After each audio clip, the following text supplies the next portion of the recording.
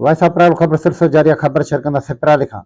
हर साल जी हिन साल भी 27 रमज़ान मुबारक के दिहाड़े ते दरगाह हज़रत मखदूम मोहम्मद इस्माइल रूह प्राल शरीफ़ जे ख़त्म कुरान शरीफ़ थी गुज़रियो।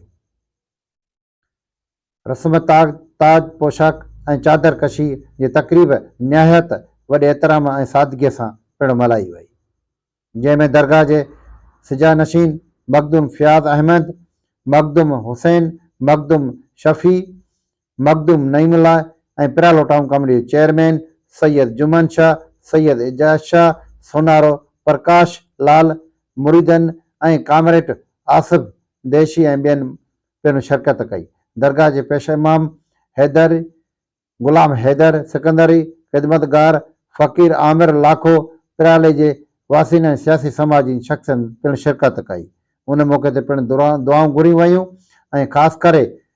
सिंध दरिया जे किनारनि ख़िलाफ़ पिणु दुआऊं घुरी वयूं ऐं उन मौक़े ते पिणु सियासी समाजी अॻुवान पिणु शिरकत कई ऐं मुरीदनि शिरकत कई। उन मौक़े ते वाइसा प्राले सां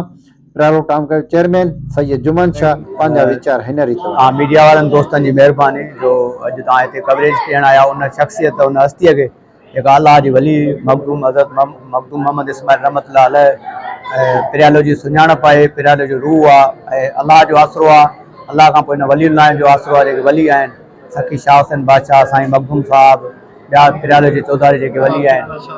उन्हनि सभिनी जे सदके में अलाह ताला खां दुआ आहे त अलाह ताला पंहिंजे प्यारे महबूब जे धरती सॼी वेंदी आहे पिरालो, उन धरतीअ जी ख़िदमत करे सघूं। अॼु उर्स मुबारक हुयो मखदूम साहिब जो ऐं मखदूम साहिब जे गादी नशीन मखदूम फ़ियाज़ अहमद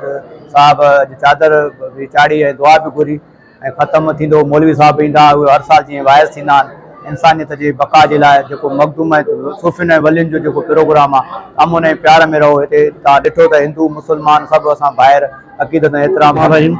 असां सभिनी दोस्तनि खे पिराले वारनि खे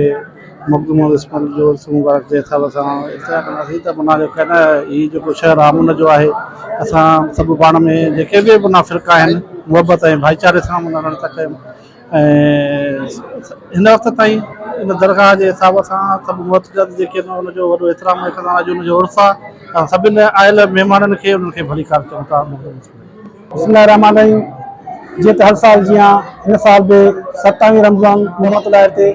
27 ख़त्म क़ुरान थींदो आहे, जेको हींअर दुआ घुरी वई हिते रोज़े धणी ते दुआ घुरी वई, जंहिंमें मखदूम फ़ियाज़ अहमद जेके गादी नशीन आहिनि उन्हनि दुआ घुरी ख़ुसूसन सिंध दरिया जे लाइ बि दुआ घुरी वयूं ऐं दरगाह मखदूम इस्माइल ते ॿियनि हवाले सां दुआऊं जेके थियूं ऐं हिते जेको आहे दस्तारबंदी मखदूम फ़ियाज़ साहिब बि थींदी आहे ऐं हिते